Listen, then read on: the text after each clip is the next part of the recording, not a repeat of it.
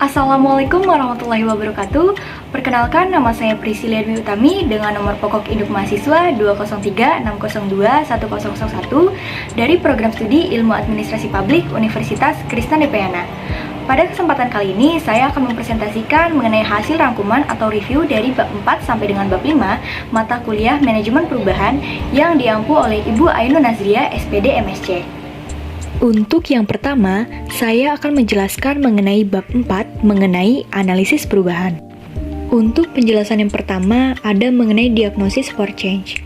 Manajemen perubahan diawali dengan penentuan kebutuhan untuk perubahan, skala perubahan, segmentasi perubahan, metodologi perubahan, pendekatan perubahan, komunikasi perubahan, teknik perubahan, dan analisis antisipasi efek perubahan. Penentuan kebutuhan perubahan dianalisa dengan adanya dinamika tuntutan internal dan eksternal organisasi dalam merespon tingkat persaingan dengan para kompetitor dan perubahan pasar. Perubahan biasa dilakukan di skala strategis maupun skala teknis.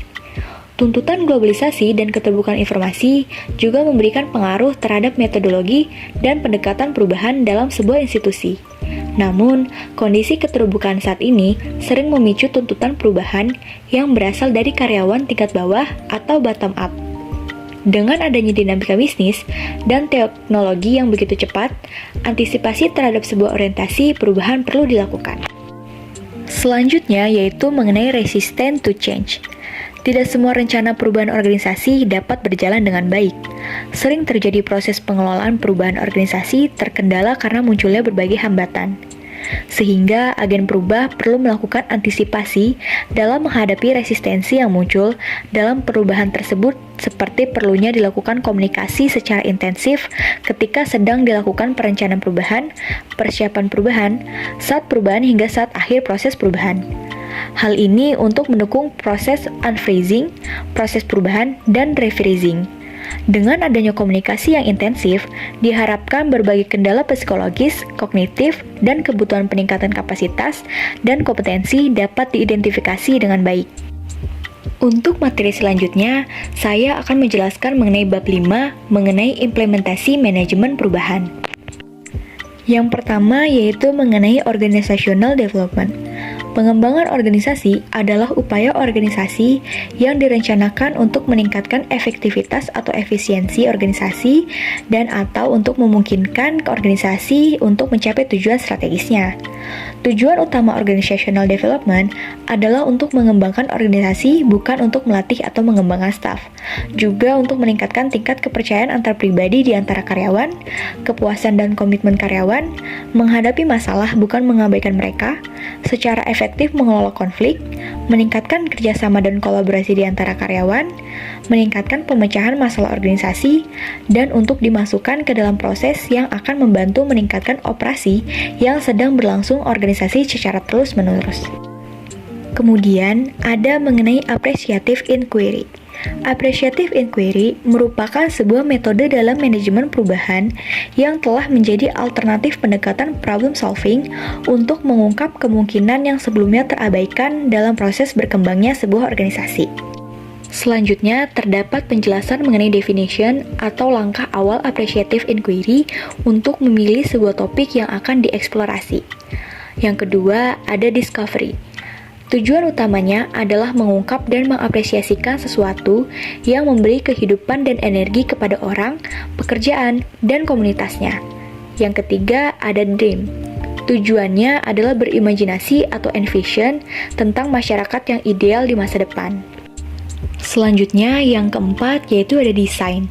Tujuannya adalah untuk menciptakan atau mendesain struktur masyarakat, proses, dan hubungan yang mendukung mimpi yang ada. Dan yang terakhir ada destiny. Tujuannya adalah untuk menguatkan kapasitas dukungan terhadap keseluruhan masyarakat untuk membangun harapan dan menciptakan proses belajar, menyesuaikan, dan berimprovisasi. Selanjutnya, terdapat 6 prinsip-prinsip appreciative inquiry.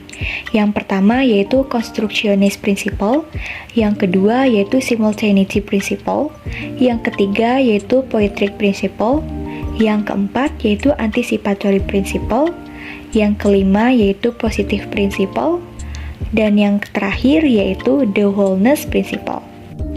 Selanjutnya, terdapat penjelasan mengenai Positive Organizational Scholarship.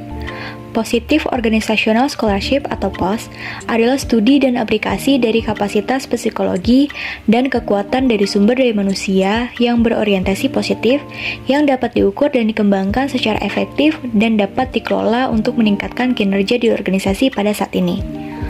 POS dibedakan dari studi organisasi tradisional karena berusaha untuk memahami apa yang mewakili dan pendekatan pada kondisi manusia yang baik. Fenomena perilaku positif lainnya diantaranya adalah community psychology, humanistic organizational behavior, organizational development, pro-social motivation, and citizenship behavior, and corporate social responsibility. Kemudian, terdapat penjelasan mengenai sense-making approach. Sense-making dan organisasi merupakan upaya untuk mengalirkan pesan intrinsik tindakan manusia, menghubungkan ke arah tertentu, memberikan bentuk tertentu, melalui pendekatan generalisasi dan pelembagaan sebuah makna dan aturan tertentu. Dalam proses manajemen perubahan, perlu diketahui sejauh mana sense-making anggota organisasi memberikan pengaruh terhadap capaian implementasi perubahan. Setelah itu, terdapat penjelasan mengenai mengelola perubahan. Manajemen perubahan adalah sebuah perubahan organisasi lingkungan, struktur, budaya, teknologi, atau orang-orang dalam menghadapi sebuah tuntutan, realitas organisasi, dan kesempatan atau ancaman. Proses perubahan organisasi menurut Kurt Lewin terdiri dari 3 proses yaitu unphrasing, implementasi perubahan, dan rephrasing.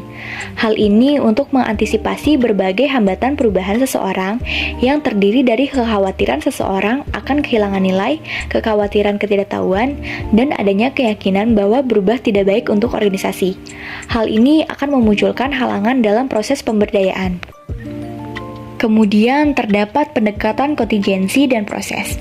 Pendekatan kontingensi adalah sebuah proses dalam manajemen perubahan yang meyakini bahwa ada satu cara terbaik dalam melakukan perubahan organisasi.